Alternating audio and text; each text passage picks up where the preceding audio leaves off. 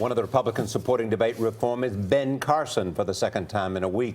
A new national poll shows him leading the Republican race. Carson has 29% in the latest NBC News Wall Street Journal poll. He is followed by Trump at 23% and Florida Senator Marco Rubio at 11%. A CBS News New York Times poll last week showed Carson in first place with 26%. Now let's compare this to the Republican race 4 years ago. Herman Cain led Mitt Romney at this point in 2011. He would hold that lead for 8 more days before fading away. And at this stage in 2007, Hillary Clinton led Barack Obama in the Democratic race by more than 20 points. She held that lead for 102 more days, but the Illinois senator won the nomination and the presidency. Trump spoke on Monday with John Heilemann and Mark Halperin of Bloomberg Politics. He didn't take aim at the new Republican frontrunner. Instead, he hit Marco Rubio hard. I think he's an overrated person. I don't think he's going to make it. I noticed that the press, in fact, I was watching this morning one of the shows, and they were talking about Marco Rubio. I mean, he's nowhere in the polls. I don't think, personally, I don't think he's going to make it. You know, I called him a lightweight. I said at one point he was a lightweight. And I don't mean to be insulting, but I do describe people somehow well. John Heilemann. If he doesn't mind saying so himself. Yes. Right. Ladies and gentlemen, John Heilemann. Just one of my attributes. Yeah, that's right. Managing editor of Bloomberg Politics. Hi. Good to have you here. Good to have you here, too. Wow. Congratulations on being here on your own show. That's right, Nora. Way to go. Nice to see you in front of a skating rink. Yes. Yes. We tried to get Donald to skate, but we rode the Zamboni with him, but he refused to actually put on ice skates, which was a little bit disappointing. What's with the attacks on Marco Rubio? Look, I mean, Trump attacks people who he thinks could get in his way.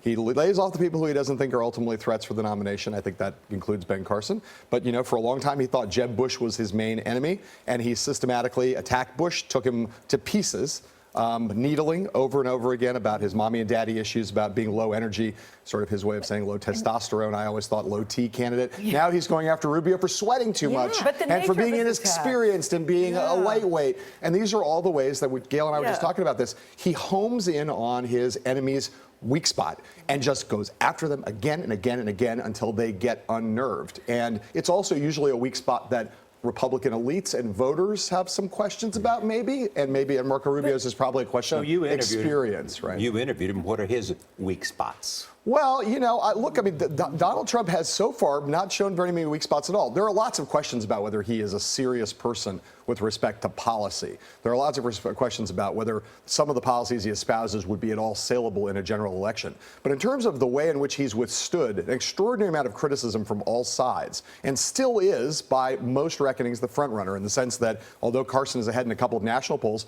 and they're neck and neck in Iowa, in every other state, New Hampshire, South Carolina, Florida, throughout the South, Trump's ahead by a lot in most of those places. So it'd be hard to say that Trump's not the leader right now. Do most of the people who are saying they would vote for him know what he stands for?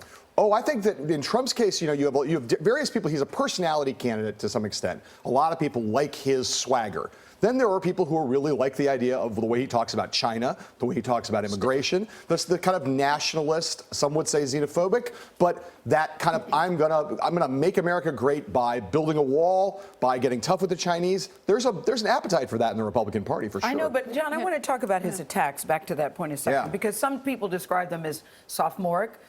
Listening to you, it sounds like they're strategic. Do they work? Well, look, if you judge by the way that his months-long assault on Jeb Bush worked, that's not the only reason why Jeb Bush is in so much trouble right now. But there's no doubt, just watching the way Bush reacted, that Trump got under Bush's skin. And if part of psyops in a campaign is to try to get your opponent off his game, I don't think there's anybody, even people who work for Jeb Bush, who would not acknowledge that Donald Trump's constant attacks and needling of Jeb Bush did not have that effect at times over the last couple months. And what about Jeb's, I can fix it sort of campaign? He was sort of roundly mocked on social media. Not that that's any indication of anything being mocked on social media, but look, no one in Jeb Bush's world doesn't acknowledge that he is now having to have a comeback, right? Republican elites have decided that he is pretty close to dead. His debate performance has influenced people like Paul Singer, the big donor who decided to side with Rubio on the basis of looking at Jeb in Colorado and saying this guy can't be our nominee, can't beat Hillary Clinton.